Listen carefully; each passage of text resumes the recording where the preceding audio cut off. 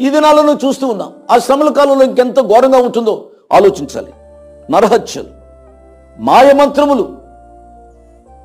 చాలామంది ఫోన్ చేస్తూ ఉంటారు, నాకు ఫలానా వాళ్ళు కట్టుబోతనం పెట్టారు, లేక ఫలానా వాళ్ళు ఏమేమో చేశారు మా ఇంటి మీద, మా మీద, మా పిల్లల మీద, కాబట్టి మా ఇంట్లో శాంతి లేదు, సమాధానం లేదు, మా బిడ్డలకు పెళ్లి కావడం లేదు.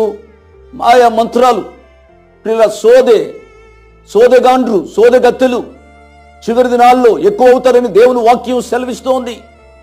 ఈ మాయ మంత్రములు అనే మాట గ్రీకు భాషలో చూసినట్లయితే దీనిని ఫార్మసీ అని అన్నారు.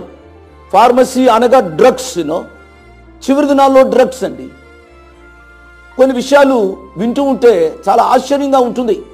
కొన్ని పాఠశాలల్లో, ముఖ్యంగా బాలికల పాఠశాలలో కూడా డ్రగ్స్ అమ్ముతున్నారు అని వింటున్నప్పుడు